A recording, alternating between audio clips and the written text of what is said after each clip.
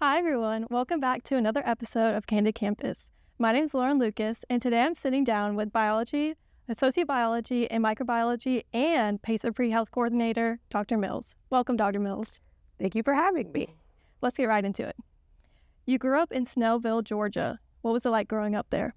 Snellville, Georgia is a suburb of Atlanta, so we're outside the perimeter. Essentially, when you think of any suburbia movie, that's what it's like. So Walmart everywhere, 5 Chinese restaurants, 5 Mexican restaurants. It's a pretty cramped and very populated place to live.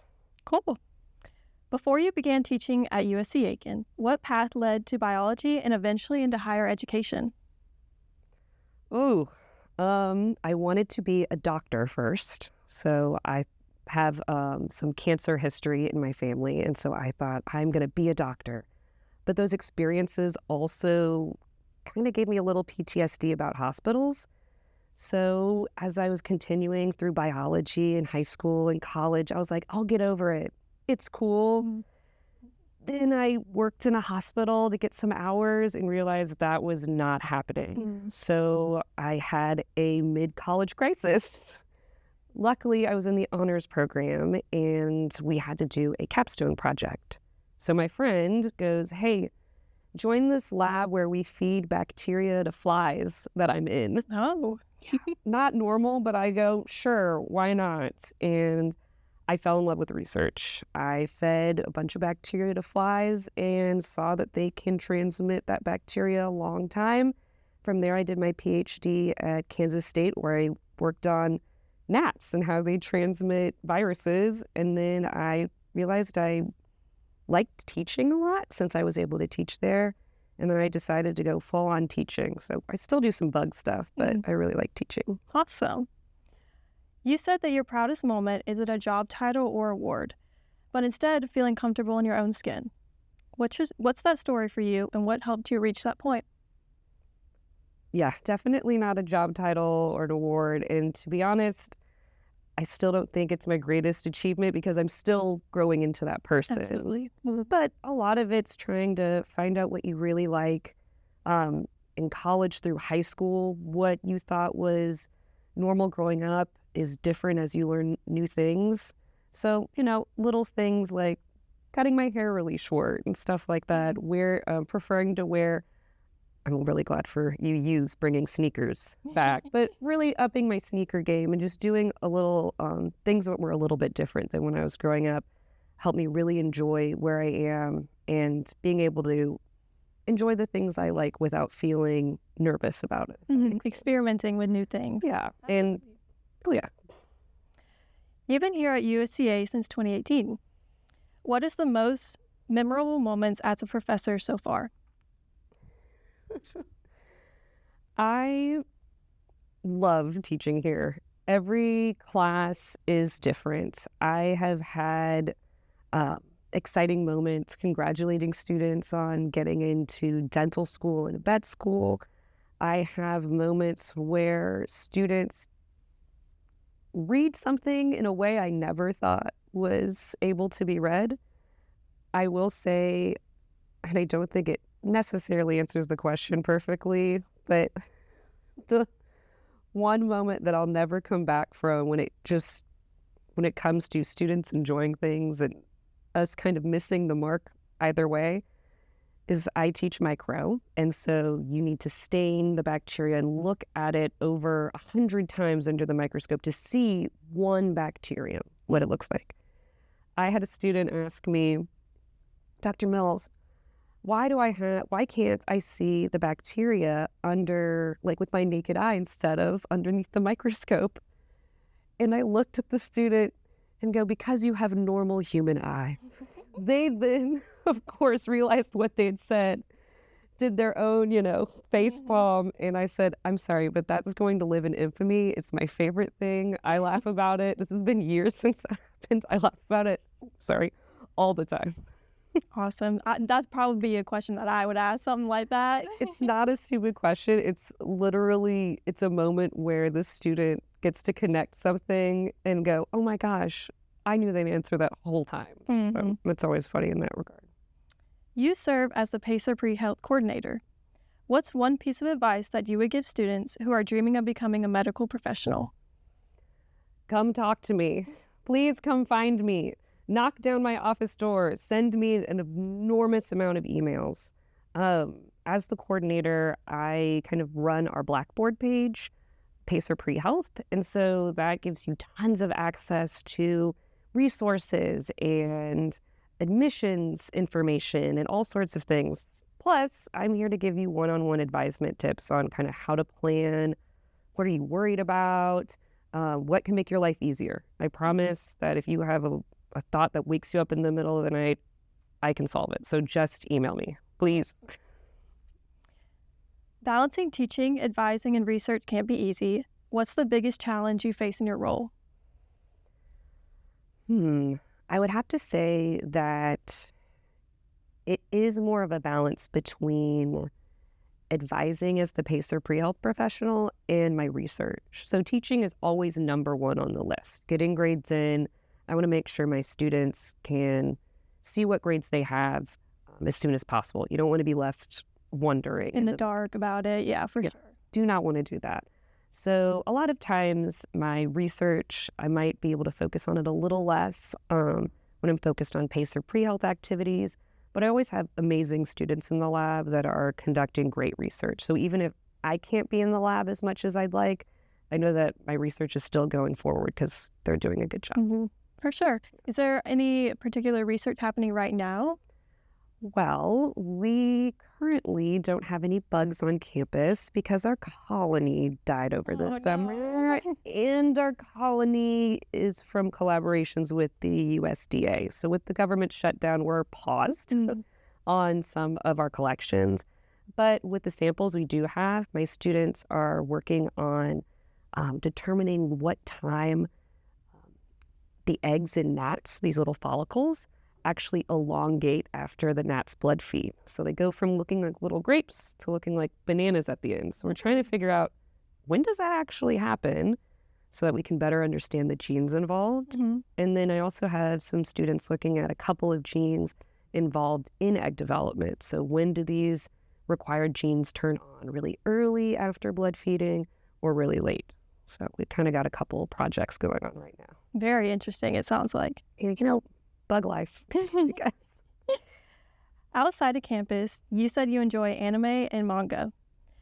To a student who has never tried either, what would you recommend is a good entry point? Oh, no. Oh, God. Let's see. Oh, gosh, I can't ever remember the names of the ones I reread because I just type in my, favorite Google searches.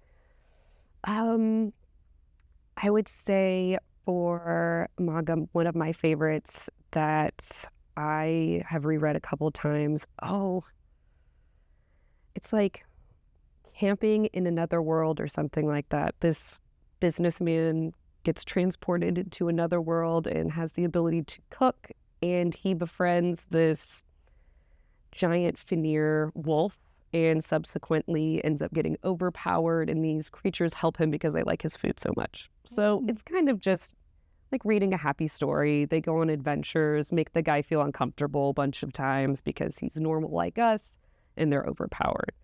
For anime, I would also just start with something that's more of like a slice of life. I like, even though some people might go back and forth on if this counts because it's very manga centric, The Way of the House Husband is hilarious. It's an old gangster, and he retired from being a gangster because he loves his wife and now brings that gangster energy into creating lunchboxes and vacuuming the house and that kind of stuff. So starting off light and then deciding if you want to go into more sci-fi and stuff like that would be a good idea. So how did you get into anime? Oh man, I'm a millennial, so anybody that is old like me remembers this. Cartoon Network used to have this show in the afternoons called Toonami, and it was on from 4 to 7 or something, and it would show things like Dragon Ball Z and Rurouni Kenshin and all of these anime for us to watch. And then from there, it blossomed into Adult Swim, which a lot of people might know from other things like Aqua Team Hunger Force and Metalocalypse, but they had an anime section as well. So it kind of started when I was in like elementary school and then just kind of kept being there forever. Cool. Yeah. Awesome. You joke that you'll take any excuse out to eat. What's your favorite go-to restaurant? Okay, if it's here in Aiken, I love Whiskey Alley. Granted, I should not be eating there as often because it can get expensive, but it's really good food. I cannot remember what it changed to, but I also love the El Salvadorian place that's by the DMV in town. They have really good pupusas. I've never heard of that. Oh my gosh, they're so good. So definitely need to go there. But those are my go-to. And then if anyone says, oh, would you like to go get any Mexican food or anything? I'm like, yes, please. Thoughts on Mi Pueblo? Yes. Mm-hmm. And I love, oh goodness, well, so many places. We won't go down that rabbit hole of all of the places I like to eat. For sure. You described getting your first dog in 2022 as a not planned adventure. Tell me about that. Well, I have brought my dog to campus, so if anybody has heard the sound of some sort of pterodactyl creature, that would be my miniature Australian Shepherd. Oh my goodness. Oscar. Yes, Oscar was the runt of his litter, so he is only like 11 pounds max.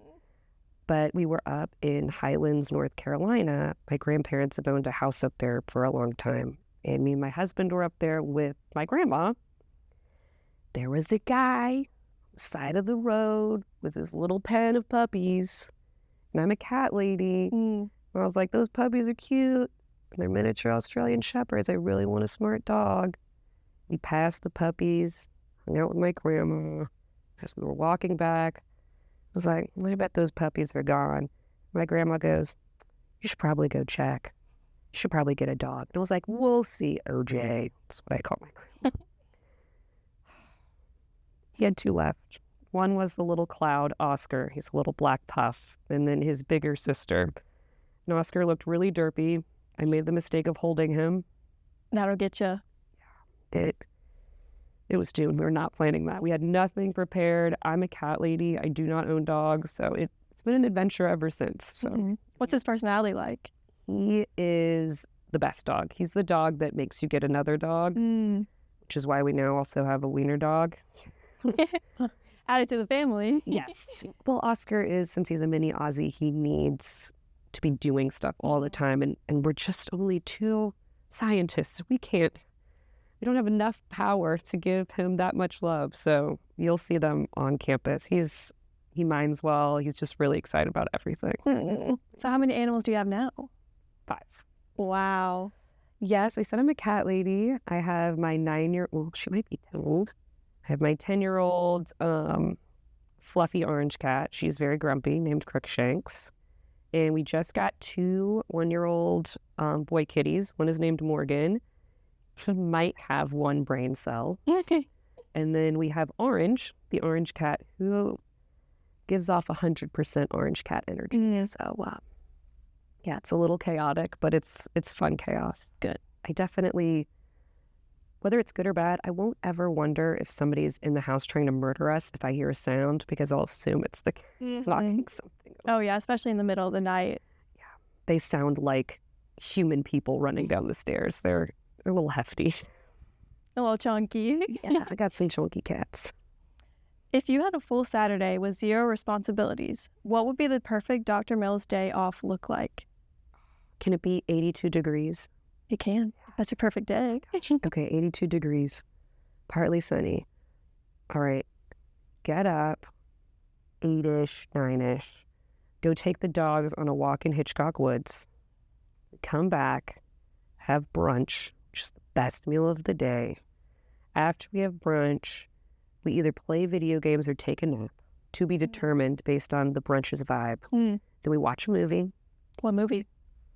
Okay, that would depend on the day. I can't have a perfect... Oh, Lord of the Rings, never mind. I answered it. Lord of the Rings. The first one, Fellowship. Then we would order in tacos. From where?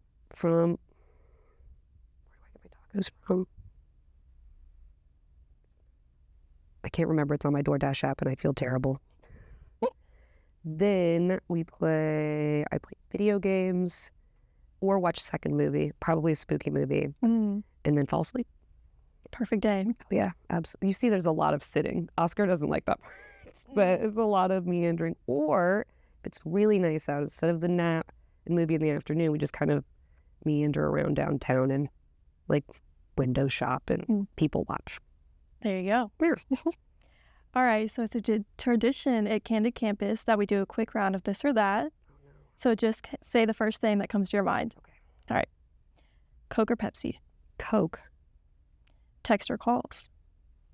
Text. Sandals or sneakers? Oh no, sandals. said you were I getting know, all your but sneaker it's my vibes. perfect day. It's like 82 degrees and I'll be in my sandals. You say sandals. Pancakes or waffles? Pancakes. Movie date or dinner date? Dinner date, because then I get to go out to eat. The station or the sack? Station. I like their sandwiches. What's your sandwich order? Wheat, turkey, provolone, mustard mayo, banana peppers, and lettuce. Not toasted. Not toasted. Not That's toasted. controversial. Well, no, not toasted, but I'm also a child still and I add Doritos. To your sandwich? Yeah. I need to try that. You need that to actually try sounds that. amazing. It's I've so heard people do that before, but I've never tried it. Oh, yeah. Doritos. It's the best. Well, Dr. Mills, thank you so much for joining us on this episode of Candid Campus. We've learned so much about your journey and impact on campus and all your research and advising and exciting things going on. To everyone watching, stay updated on our social medias at USC Pacer Studios on YouTube, Instagram, and TikTok, and we will see you all next week.